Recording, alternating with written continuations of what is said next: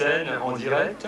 C'est l'adoubement, c'est trois personnalités très importantes dans la région de Thann qui vont être sacrés chevaliers du Rangenberg. C'est une distinction que notre association Les Bâtisseurs va décerner à ces trois personnes.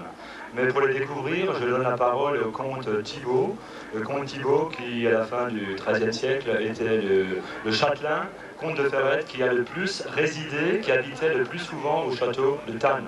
Alors le comte Thibaut, il revient ce soir et il vous raconte l'histoire du château de Langelbourg au temps des comtes des Ferrettes et au temps des croisades. Alors place au spectacle avec une première partie, le sacre, l'adoubement des trois chevaliers. Musique, bonne soirée.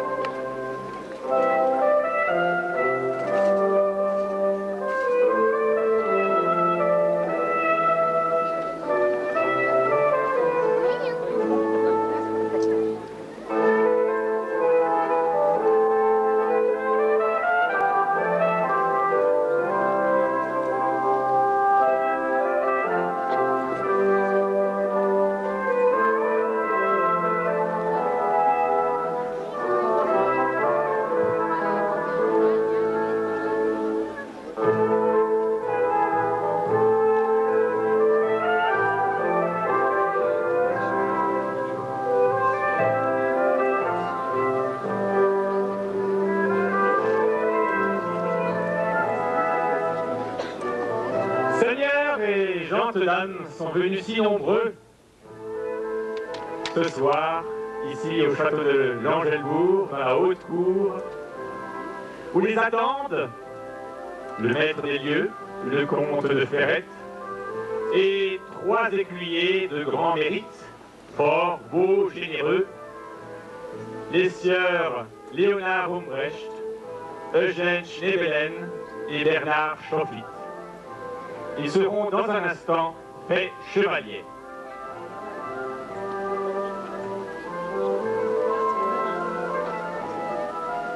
Jurez de protéger la veuve et l'orphelin, d'aider les malheureux rencontrés en chemin, de bailler à l'impie coup d'épée et de trique, d'offrir à la soifée du vin de vos barriques. Levez la main droite et nous le jurons. Vous allez Thibaut et son assistant leur attachent les éperons d'or. Ils les revêtent d'une tunique ornée des deux bardeaux du comté de Ferrette sur fond de sinople et leur ceignent l'épée. L'épée, un don des bâtisseurs.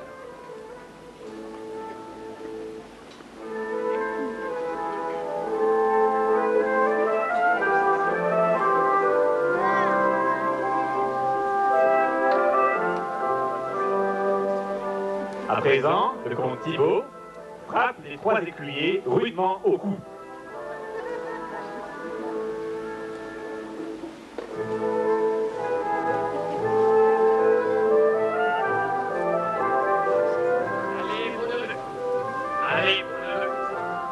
Que Dieu vous donne force, courage, fidélité à votre Seigneur et victoire sur les mécréants. Léonard Rumbrecht, Eugène Schnebelen et Bernard Schoffit, trois de ces mécènes sans qui rien de grand ne pourrait se faire, sont maintenant chevaliers du Rangenberg.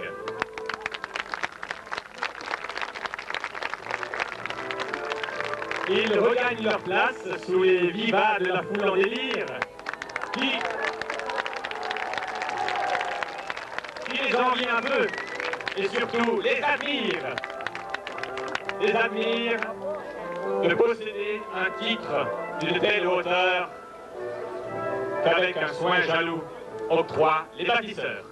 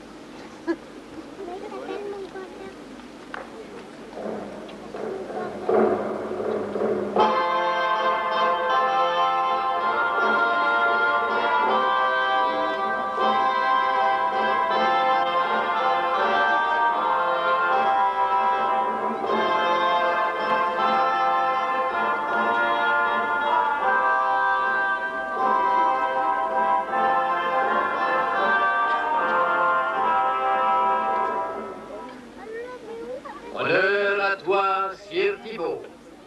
Honneur au comte de Ferrette, seigneur de l'Angelbourg.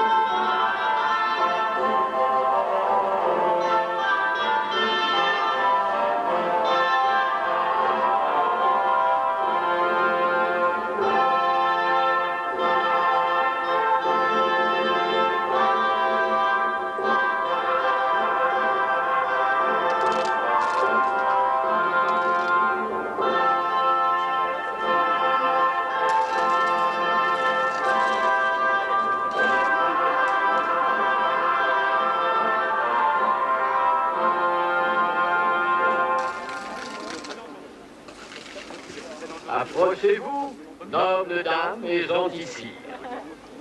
Vous êtes ici dans la haute cour du château de mes aïeux, les comtes de Ferrette. Au loin, sur les coteaux du Rammenberg, mûrit un raisin réputé au nectar subtil. Près des rives de la Ture, les marchands, toujours plus nombreux, franchissent le péage de la cité de Tannes. Des pèlerins par milliers, venus de lointaines plaines du Nord, viennent faire leur dévotion à notre saint patron Théobald. Ici, à l'Engelbourg, mon père Frédéric a fait bâtir ces murs et ce redoutable donjon. Je ne le fréquente plus guère, car la nuit... Thibault, non, non, je t'en supplie, il ne faut pas te tourmenter. La nuit, dans ces murs, erre l'esprit de mon ancêtre, Louis de Ferrette. Louis, que Dieu ait son âme. Louis de Ferrette, mort au cours de la 3e croisade. Il est parti avec les armées de l'empereur Frédéric Barberousse pour rendre à la chrétienté le tombeau de notre Seigneur Jésus-Christ, tombé aux mains des hérétiques.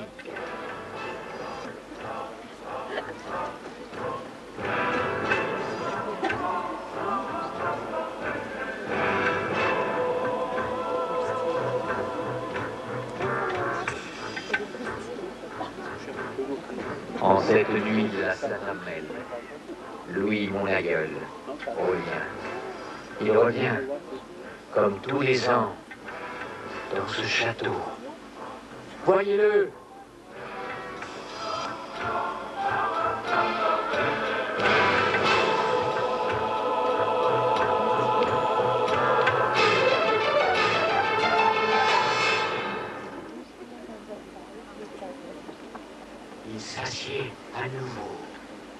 la grande salle, aux côtés de son ami et compagnon d'armes, le duc Gunther de Hochstein.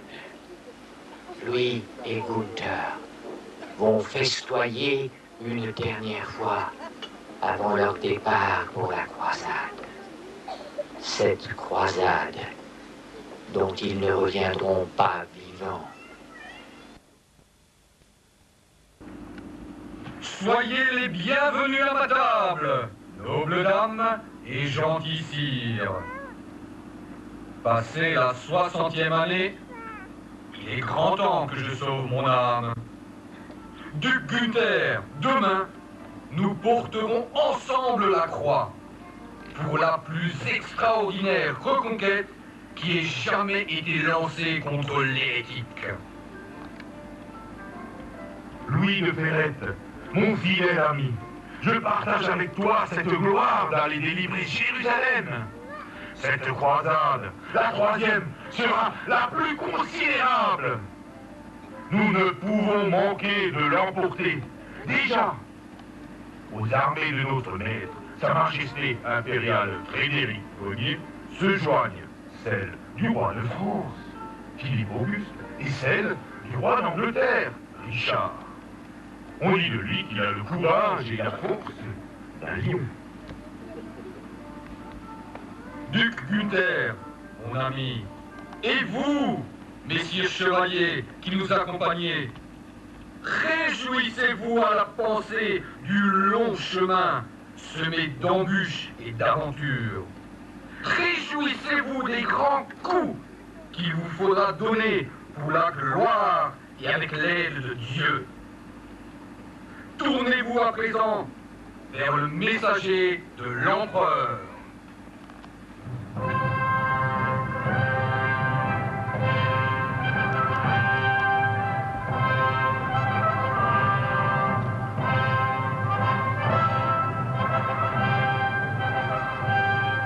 Chemin des pays splendides, des cités riches et somptueuses, des femmes superbes et des biens sans défaut. Ne vous comportez pas en brigands. Il vous sied de protéger les femmes et non d'accuser d'elles. Fidèle ou infidèle? Fidèle ou infidèle? Fidèle ou infidèle? Nos seigneurs seraient-ils moins fidèles que les infidèles?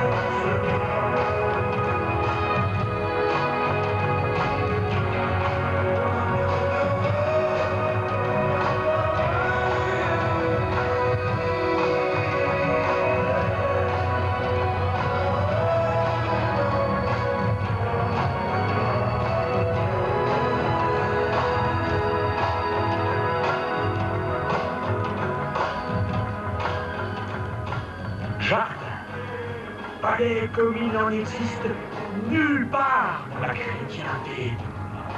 Tapis, coussins, tentures magnifiques, splendides ouvrages de verre, d'or et d'argent, pierres précieuses et mets des plus raffinés.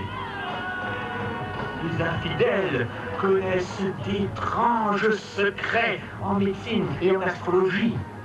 Ils savent mieux que nous dénombrer les choses et mesurer le temps. Rendez-vous maître du pays et le butin ne vous manquera pas.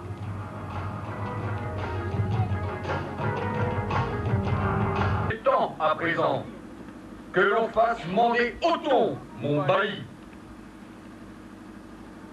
Le bailli Othon de Brunswick. Me voici, beau sire, pour vous servir. Othon, mon fidèle vassal, fais maintenant apporter les reliques de Saint Théobald.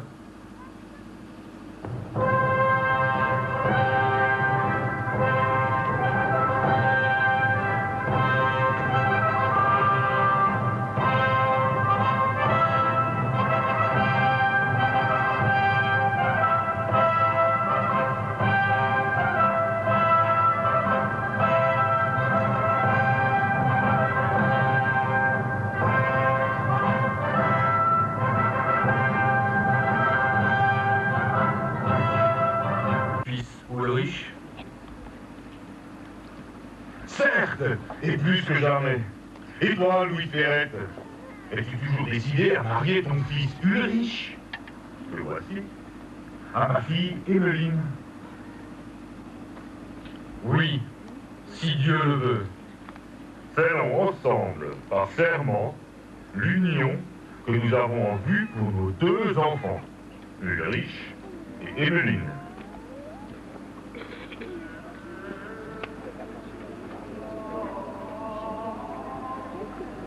Que nos enfants s'agenouillent donc devant nous et reçoivent notre bénédiction.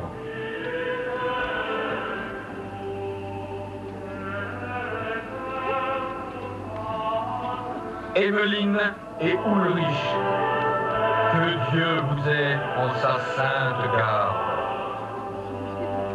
Puissions-nous revenir sains et saufs de cette croisade pour assister à vos épousailles et voir ensemble croître notre descendance.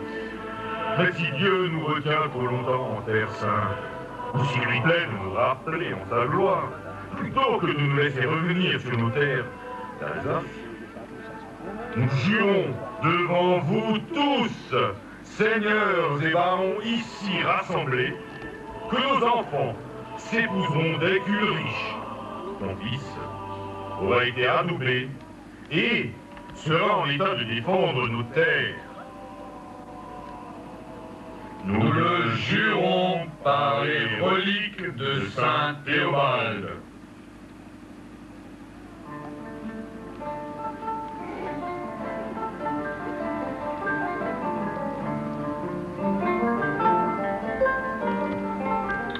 Othon, voici les clés du château de Lengbourg.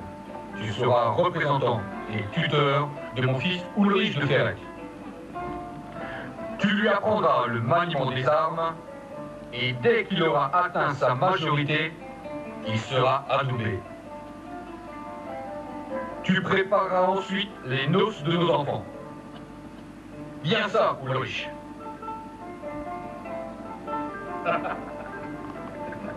Ton fils est un damoiseau enjoué, vigoureux, belle et ardent.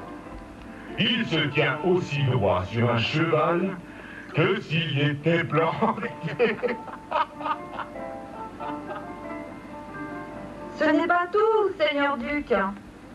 Il sait aussi tant de lettres qu'il peut aisément entendre un écrit. Il a une voix admirable et peut, en galant damoiseau, donner l'aubade à sa dame. Qu'on lui donne une vielle, nous l'écouterons de grand cœur. Avant de nous mettre en campagne, il sera bien doux d'entendre une dernière fois un chant courtois. Ce sera donc pour Emmeline que je chanterai.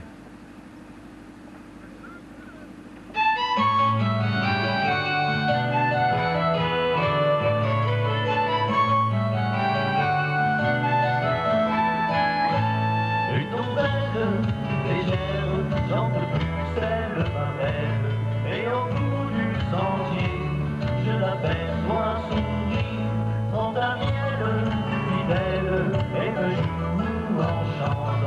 me joue en chantant, tant mignonnement. J'accourus dans le bosquet, où la belle m'attendait, avec la miel, avec la chaîne, lui chantait un musée. J'accourus dans le bosquet, où la belle m'attendait, avec la miel, avec la chaîne, lui chantait mon amour.